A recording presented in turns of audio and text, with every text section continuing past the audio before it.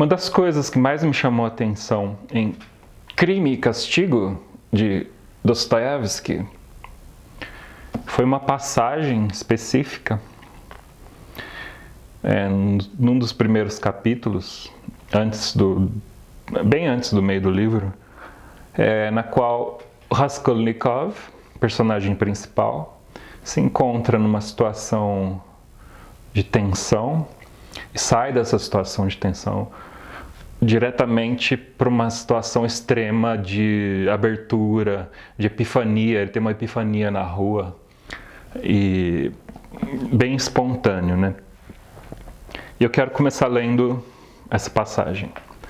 Gosta de cantos de rua? Raskolnikov se dirigiu, de improviso, a um senhor já idoso que estava ao lado do realejo e parecia um flâneur, que em francês significa pessoa que anda sem destino, vagueia. Um andarilho, né? O senhor olhou para ele, estupefato, e sorriu. Eu gosto, continuou Raskolnikov com um ar esquisito, como se não estivesse falando em cantos de rua, mas sim de uma coisa bem diferente. Gosto que cantem assim com o realejo, numa tardinha fria, escura e úmida de outono, sem falta úmida, quando os rostos de todos os passantes estão esverdeados de tão pálidos e doentios, ou melhor ainda, quando cai aquela neve molhada verticalmente, sem vento, sabe? E as lanternas de gás brilham através dela.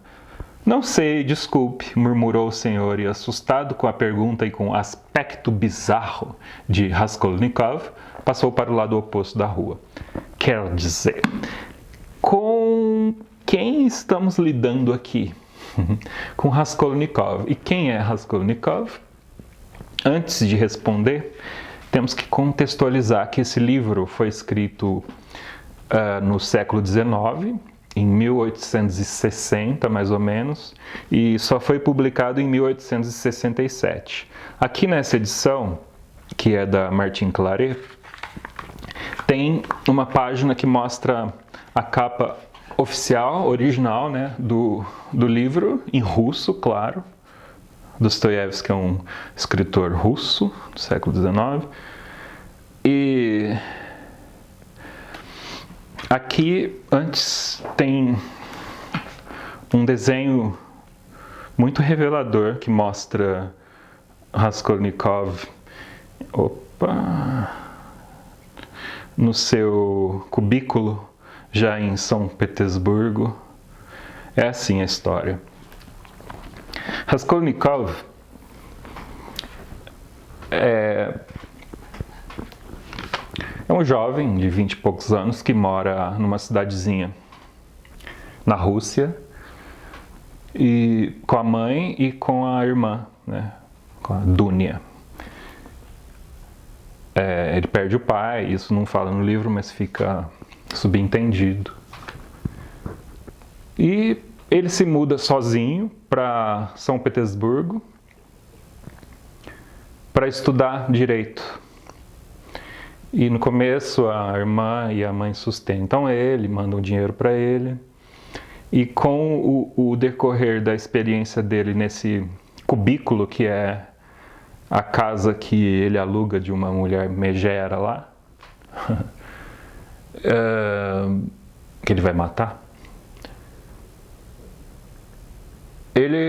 a situação financeira dele fica cada vez mais difícil, né? Ele dá aula particular e ele traduz também, trabalha como tradutor e escreve alguns artigos para revistas. Num desses artigos, ele fala que o mundo é dividido em pessoas ordinárias e pessoas extraordinárias. E que as pessoas ordinárias, ele chama de piolhos da sociedade. E os piolhos da sociedade têm que ser eliminados pelas pessoas extraordinárias, que ele, inclusive, faz parte. Isso é influência daquela tensão pré-século XX, né? Por exemplo, o Dostoiévski, o escritor desse livro, não é à toa que ele botou o nome do personagem principal de Raskolnikov. Etimologicamente, Raskol, em russo, significa dividido, divisão. E é um termo também que se referiam à separação da Igreja Russo-Ortodoxa, né? É um trauma que vem lá de trás, no século XV ou antes, né? Ivan o Terrível, e depois a dinastia Romanov, né? A mudança da capital da Rússia, Moscou, para São Petersburgo, né? E todas essas situações e realidades conflitantes do mundo até o final do século XIX fez com que Dostoiévski, não só Dostoiévski, né? Vamos combinar que todo mundo, mas aqui especificamente Dostoiévski desconfiava e temia que o mundo se dividiria de novo. Olha só, isso é uma previsão para o que veio a acontecer depois, né? Todos nós sabemos o que aconteceu no século XX. A Revolução Russa, o comunismo, o socialismo e capitalismo, o Muro de Berlim e todas essas coisas dicotômicas, né? Importante dizer. E até o próprio título do livro, Crime e Castigo, remete um pouco, de certa forma, a essa dicotomia, né? A personagem também principal tem momentos igual eu citei aqui, né? Momentos de pura espontaneidade, pura abertura, e outros momentos de tensão existencialista e emocional e psicológica que não é brincadeira, né?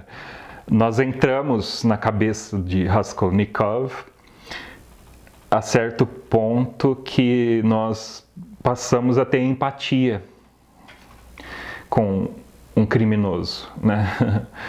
Nós passamos a entender e a nos identificar com todas aquelas reflexões dele, né?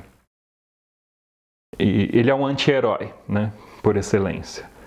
Bom, e então ele se muda para São Petersburgo e escreve, né, artigos, e num desses artigos que eu falei, que ele fala sobre as pessoas ordinárias e extraordinárias, os piolhos da sociedade, a mulher que aluga o cubículo para ele é uma dessas pessoas ordinárias.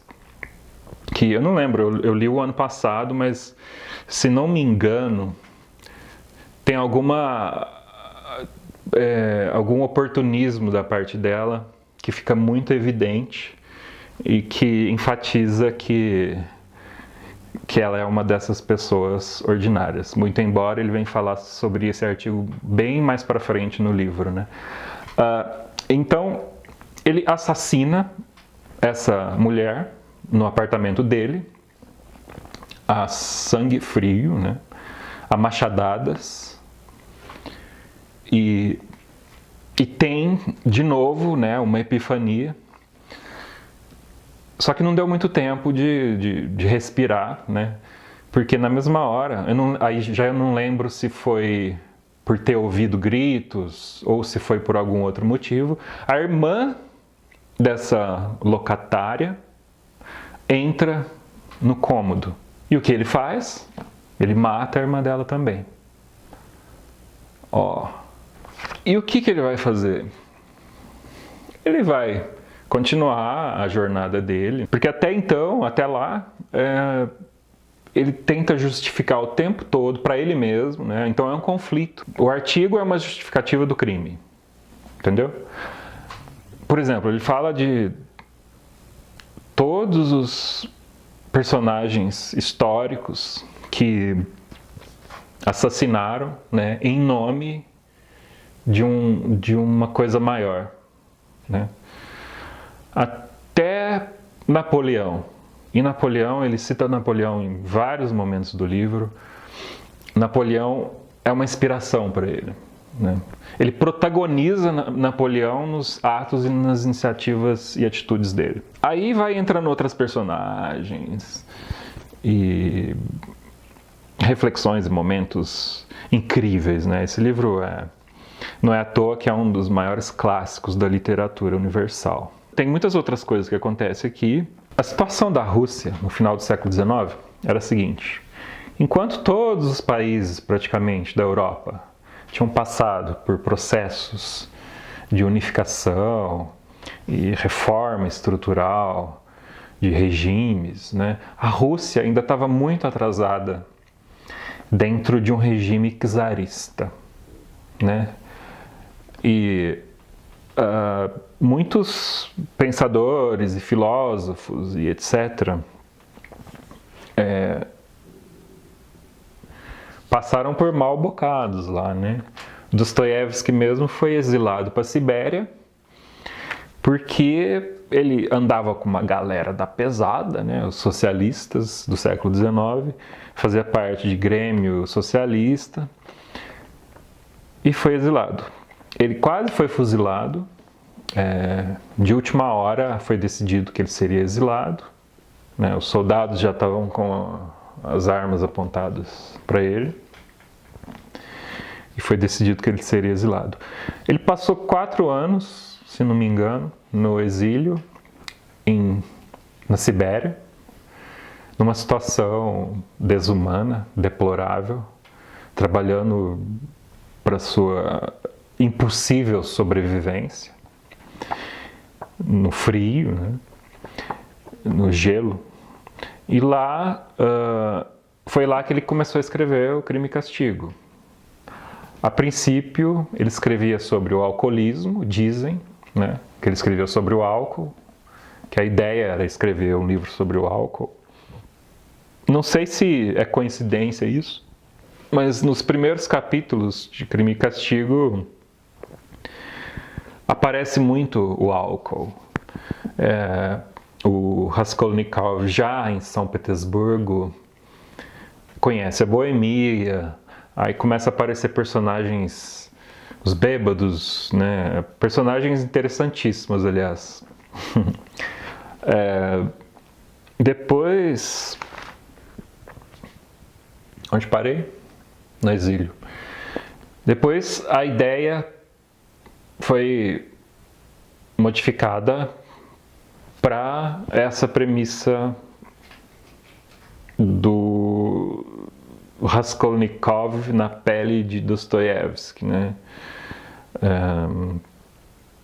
Creio eu, né? Não sei. E esse livro é isso mesmo, é uma mistura de sensações conflitantes, dicotômicas do final do século XIX, e o mundo está aqui dentro, né? Não é à toa que é um dos clássicos definitivos da literatura universal. Então eu deixo a dica, Crime e Castigo, de Dostoiévski, mas procurem uma edição que não seja a edição da Martin Claret, porque essa edição aqui está com uma tradução horrível. Tem uma edição aqui no Brasil de uma editora que traduziu direto do russo. Dizem que é a melhor edição, melhor tradução. Mas eu esqueci o nome da editora, eu vou pesquisar e ponho escrito aqui.